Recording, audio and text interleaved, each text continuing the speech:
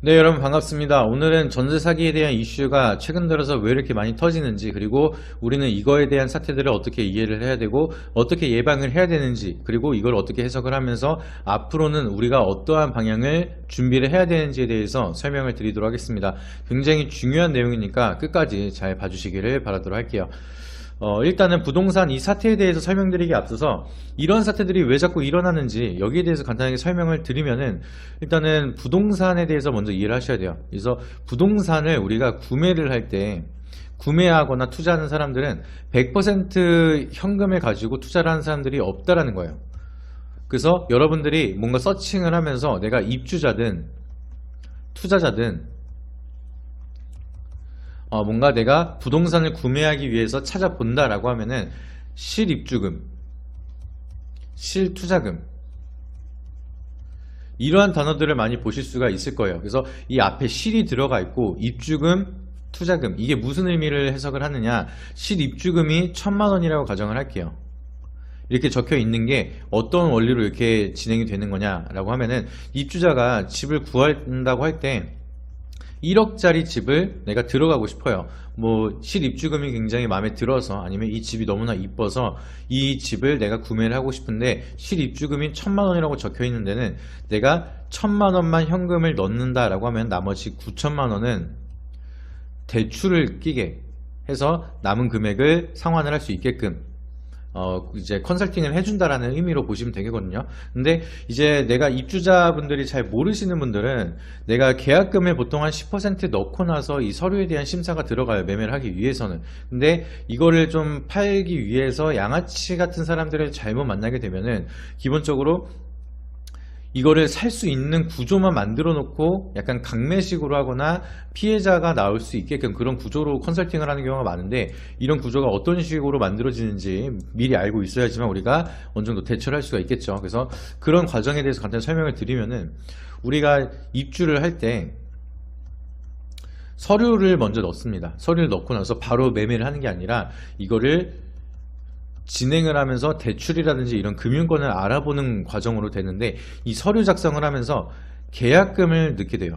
계약금을 한 10% 정도 넣게 되는데, 아까 1억이라는 집으로 우리가 가정을 했죠. 그러면은 10% 1000만원이라는 금액을 넣고 나서 그리고 진행을 하게 됩니다. 그러면 얘네들은 이 매물을 파는 게 주 목적이다 보니까, 여러분들이 이 집을 잘 사건 못 사건 그거는 솔직히 양아치 같은 입장에서는 알 바가 아니에요. 그러다 보니까 이 집을 팔 수만 있게끔 컨설팅을 하면 되는 거죠. 그래서 1금융권에서 여러분들이 대출이 안 나왔다, 그럼 2금융, 3금융 뭐 이런 거까지 다 땡겨가지고 대출이 나와서 최대한의 9천만원을 만들 수 있게끔 이런 구조를 만들어 놓습니다. 아니면은 내가 9천만원이 부족한 상황인데 그래도 뭐 7천만원, 8천만원 뭐 이 정도까지 땡겨 놓는다. 그리고 나머지 뭐 1000만원 정도만 뭐 융통을 해라, 아니면 신용대출을 받아라, 약간 이런 식으로 또 컨설팅을 막 하고 진행을 하는 경우가 많은데, 그렇게 되면 내가 이 구매 조건들이 너무나 안 좋기 때문에 안 하겠다라고 하시는 분들도 계실 거고, 아니면은 일단 집이 너무 급하다 보니까 이러한 조건, 2금융, 3금융 금리가 너무 높은데도 불구하고 그냥 계약을 하는 경우도 생길 수가 있겠죠. 근데 지금 굉장히 금리도 높아지고 있는 사이클이 만들어지고 있는데, 원금 플러스 이자를 냈는데 상환금이 너무 높아져서 부담이 더 커지는 경우가 나타날 수도 있고요. 아니면 내가 이 조건이 너무 안 좋아서 계약을 하지 않겠다라고 얘기를 하면은 이미 서류가 들어갔고 가계약이 진행이 됐습니다. 근데 이 가계약을 입주자에 대한 단순 변심으로 파기하게 되는 상황이 나타난다라고 하면은 이 계약금 1000만원을 포기하셔야 되는 경우도 생겨요. 그러면 나는 그냥 집을 구하고 싶어서 알아봤는데 내가 갖고 있는 현금이 1000만원밖에 없는데 이 1000만원 돌려받지 못하고 다 상환을 해야 되는, 뺏겨버리는 그런 상황이 나타날 수가 있어서, 이런 사태를 좀 조심해야 된다 미리 말씀을 드리고 싶고요. 그리고 반대로 투자자의 관점으로 어떤 식의 구조가 운영이 되고 있는지 설명을 드리면은, 투자자 입장에서 설명을 드렸을 때 실투자금이 2천만원이라고 아까 말씀을 드렸죠. 예를 들어서 2천만원이라고 하는데, 마찬가지로 내가 1억짜리 부동산을 구매를 하고 싶어요. 그래서 내가 이걸 가지고 투자를 하고 싶어, 이렇게 생각을 한다라고 하시면은 여러분들이 실투자금을 2천만원, 그리고 나머지 금액을 대출이라든지 보증금을 가지고 메꿀 수 있게끔 구조를 컨설팅을 해주는 겁니다. 그래서 이 투자자가 소액으로 내가 부동산을 투자하는 구조가, 내가 이게 집이 있어요. 이 집이 1억짜리 집을 사고 싶은데 갖고 있는 돈이 2천만 원밖에 없어. 근데 여기에 세입자가 있는데 이 세입자를 끼고 투자용으로 가져간다라고 하면은 이 보증금 8천만 원을 가지고 실투자를 하지 않아도 된다, 이렇게 컨설팅을 해줄 거예요. 그렇게 되면은 지금 원래 건물주가 있겠죠. 이 건물주가 1억을 받고 건물을 판다라고 얘기를 하고 있으니까 이 8천만 원은 건물주가 아니라 세입자 겁니다. 그래서 내가 이 건물주가 된다라고 하면은 이 세입자의 8천만 원을 받을 수가 있겠죠. 그러면은 이 8천만 원을 합쳐버리면은 1억이 되는 거니까 이 1억을 건물주에게 모두 줍니다. 그러면은 이 건물주는 이 건물의 가격 1억을 모두 고스란히 받고 나가게 되는 거고, 나 같은 경우에는 이제 1억짜리 건물을 갖게 되는 건물주가 되는 거예요. 그러면은 이 둘은 거래가 잘 성사가 됐죠. 이제 1억을 잘 받았고 나는 1억짜리 건물을 갖게 됐습니다. 실제로는 2천만 원만 투자를 해서도요. 그리고 나서 문제점은 이 세입자가 돌려받을 8천만 원에 대한 행방을 모른다는 거죠. 그래서 건물주가 바뀌었는데 내가 갖고 있는 돈을 가지고 그게 건물주가 됐다는 사실을 모르는 경우가 많습니다. 그렇기 때문에 나중에 내가 이사를 간다 하면은 8천만 원 돌려받아야 되는데 이거를 어떻게 돌려주느냐, 새로운 세입자를 구하게 되는 거예요. 그래서 새로운 세입자가 이 건물주한테 8천만 원이라는 돈을 또 맡겨놓고 이 집에 들어가면서, 그러면 이 건물주는 8천만 원을 돌려받은 거를 이 나가는 세입자한테 돌려주는 구조로 계속해서 돌려막기 식으로 계속 건물을 유지를 하는 겁니다. 그리고 나서 시간이 계속해서 흘러가다 보니까 이 부동산에 대한 가치가 높아지기 시작을 하면서 1억짜리 건물이 1억 5천이 됐다라고 칠게요.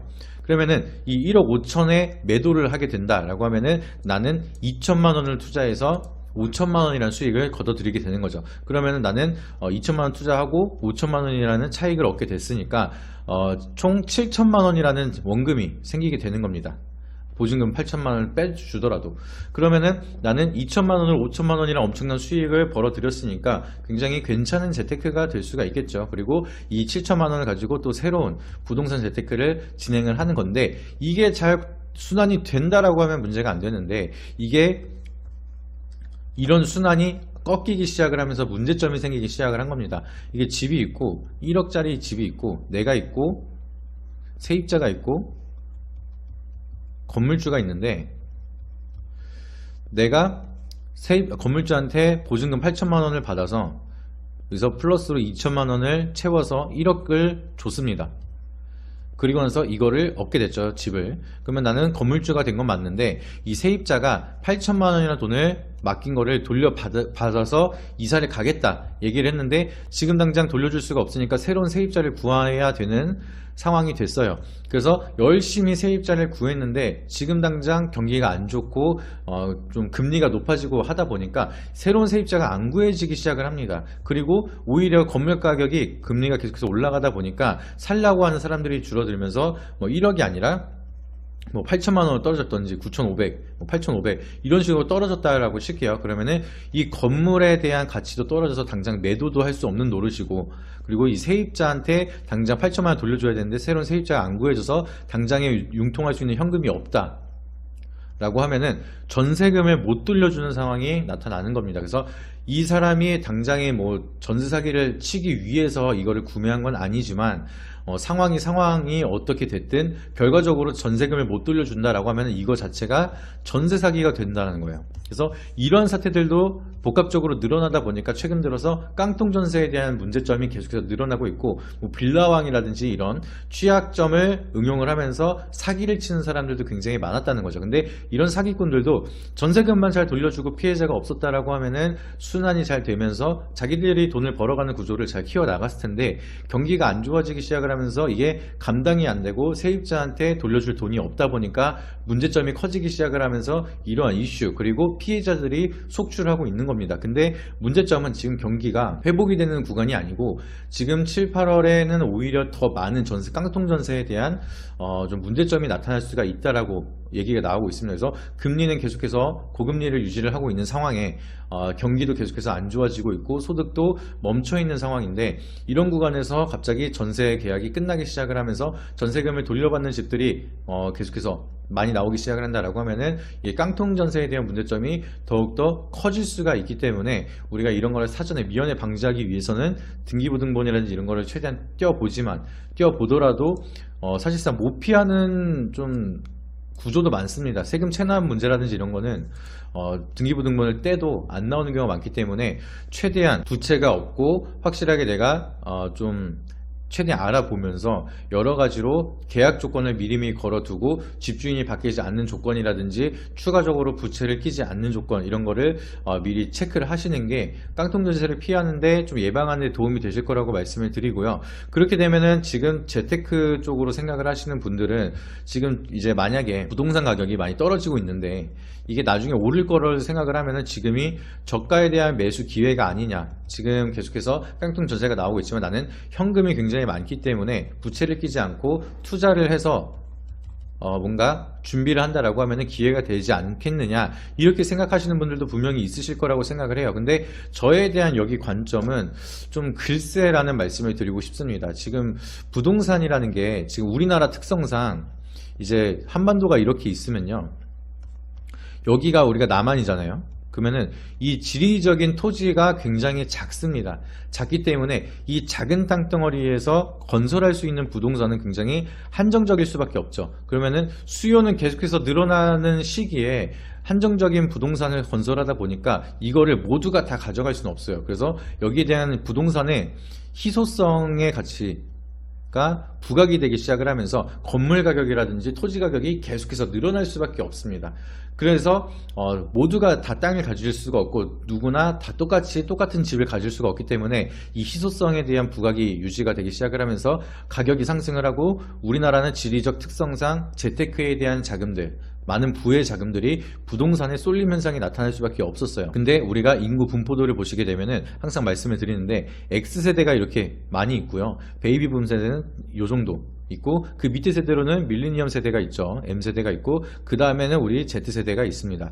근데 지금 M세대까지는 1인 1가구가 이슈가 되기 시작을 하면서 주택 공급이 많이 필요한 세대까지 계속 유지가 됐어요. 근데 그러고 나서 이 X세대와 베이비붐 세대와 밀레니엄 세대들이 집을 다 구매를 하고 필요한 게 다 끝났다라고 하면은 더 이상의 공급보다는 사실 지금 남아있는 집도 많이 과잉 공급이 될 가능성도 굉장히 있다라는 거겠죠. 왜냐면은 가장 많은 인구들이 만약에 떠나게 되고 세대 교체가 된다라고 하면은 M세대와 Z세대, 그리고 그 밑에 세대들로 이루어지기 시작을 하는 건데, 사람이 확연하게 줄어들 수밖에 없습니다. 이 X세대가 빠져버리게 되면은. 그러면 M세대와 Z세대를 합쳐도 X세대보다 부족한 정도의 인구 분포도를 가지고 있기 때문에, 집은 X세대와 베이비붐 세대에 대한 인구 분포도에 맞춰서 공급을 다 해놨는데 그게 다 빠져버린다라고 하면은 오히려 집이 더 많이 남아있고 집에 대한 수요가 확연하게 떨어질 수밖에 없겠죠. 지금 뭐 중고등학교를 가게 되면은 옛날에는 뭐 한 반에 30명, 40명 이상 있었는데 요새 들어서는 막 10명, 15명밖에 없는 그런 인구 절벽에 대한 문제점이 나타나기 시작을 하면서 한 반에 사물함을 뭐 2개 정도 사용할 정도로 학생 수가 굉장히 줄었다라고 해요. 근데 그 학생들이 나중에 경제활동 인구로 올라가게 돼서 주택 공급에 대해서 좀 내 집을 마련하기 시작을 한다라고 하면은 많은 집이 필요가 없겠죠. 그러면은 문제점이 부동산에 대한 희소성 가치가 떨어질 수밖에 없습니다. 지금 우리가 전 세계적으로 옛날에 과거에 미국의 달러 패권을 잡게 된 것도 근본 위제라는 법을 통해서 금을 많이 보유했기 때문에 이 금에 대한 희소성을 인정을 받고 기축통화에 대한 좀 패권을 잡게 됐습니다. 근데 이 금에 대한 가치가 결국에는 희소성이 굉장히 중요하기 때문에 희귀 광물이죠. 그래서 이 금을 계속해서 늘릴 수도 없고 그냥 이 정해진 양에 대해서 희소성을 인정을 받으면서 여기에 대한 가치는 크게 변하지 않으니까 이걸 통해서 우리가 기축통화에 대한 영향력을 만들어 가자, 인플레이션을 잡기 위해서 이렇게 법이 나오기 시작을 하면서 미국이 패권을 잡기 시작을 했었는데, 결국에는 이 금도 희소성이라는 것 때문에 가치가 뚜렷하게 유지가 되고 있는 겁니다. 그래서 지금 같은 경우에도 화폐가 너무 많아지면은 화폐에 대한 가치가 떨어질 수밖에 없기 때문에 뭐 테이퍼링을 한다, 인플레이션, 금리 인상을 한다, 이런 이슈가 계속해서 나오고 있는데, 부동산에 대한 가치가 희소성이 떨어진다라고 하면은 부동산 가격은 지금보다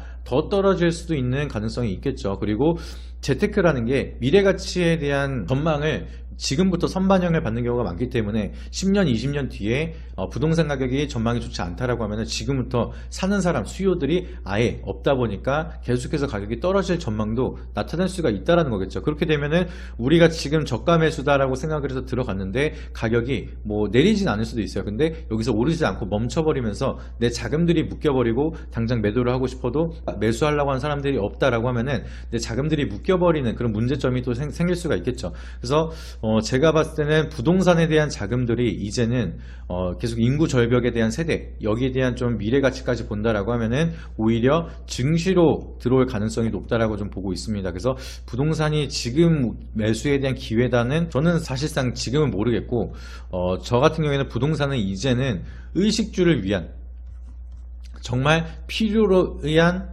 구매 수단이 되지 않을까라고 생각을 하고 있습니다. 그래서 내가 먹고 살기 위해서, 내가 실제로 들어가서 살기 위해서 건물을 사는 사람들, 그리고 내가 실제로 사업을 하기 위해서 그 건물을 사는 사람들, 그런 사람들에 대한 수요가 늘어나기 시작을 할 거고, 이 투자에 대한 수요는 오히려 부동산이 아니라 증시로